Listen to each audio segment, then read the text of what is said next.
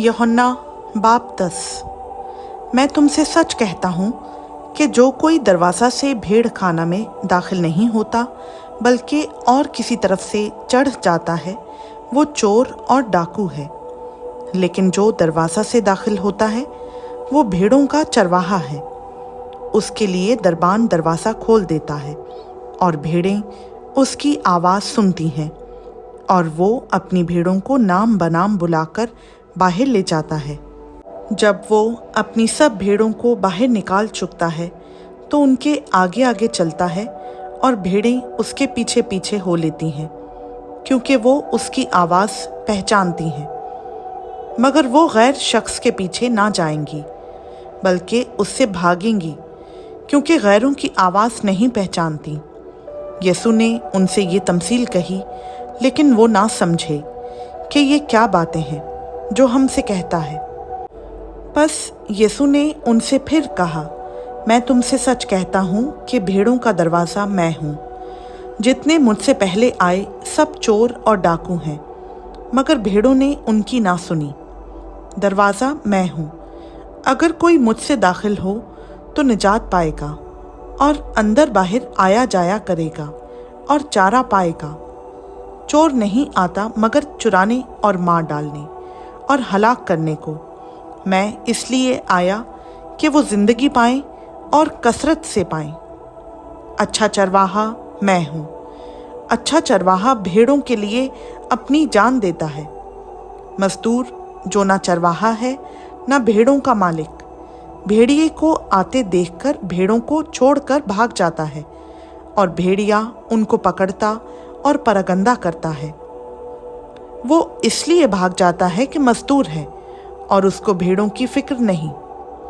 अच्छा चरवाहा मैं हूँ। जिस तरह बाप मुझे जानता है और मैं बाप को जानता हूँ, इसी तरह मैं अपनी भेड़ों को जानता हूँ, और मेरी भेड़ें मुझे जानती हैं, और मैं भेड़ों के लिए अपनी जान देता हूँ।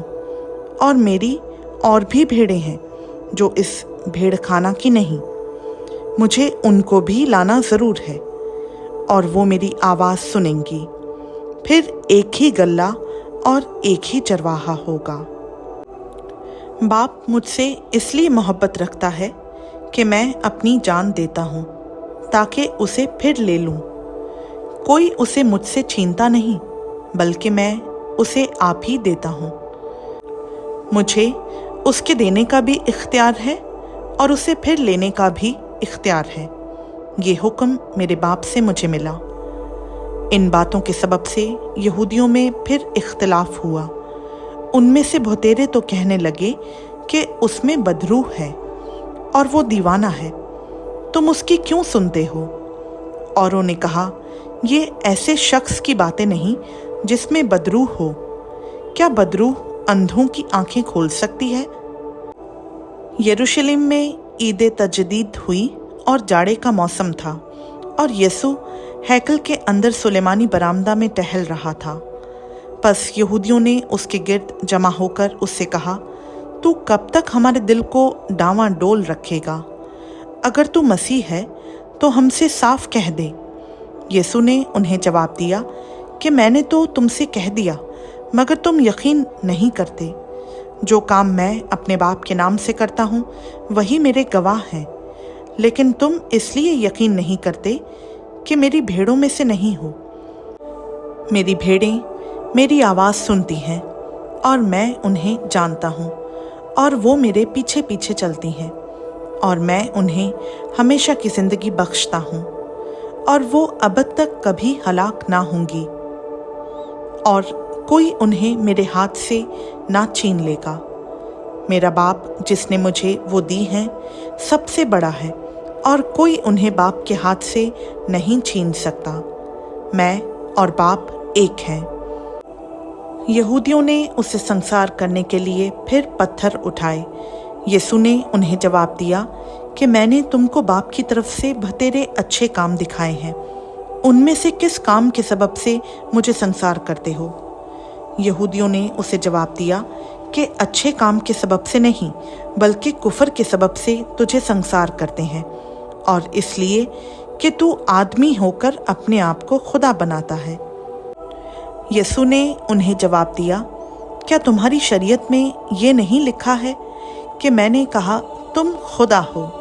جبکہ اس نے انہیں خدا کہا جن کے پاس خدا کا کلام آیا، اور کتاب مقدس کا باطل ہونا ممکن نہیں۔ آیا تم اس شخص سے جسے باپ نے مقدس کر کے دنیا میں بھیجا کہتے ہو کہ تو کفر بکتا ہے، اس لیے کہ میں نے کہا میں خدا کا بیٹا ہوں؟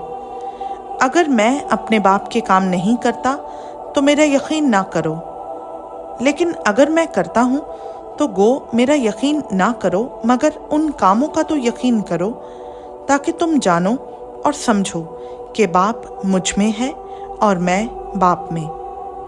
انہوں نے پھر اسے پکڑنے کی کوشش کی، لیکن وہ ان کے ہاتھ سے نکل گیا۔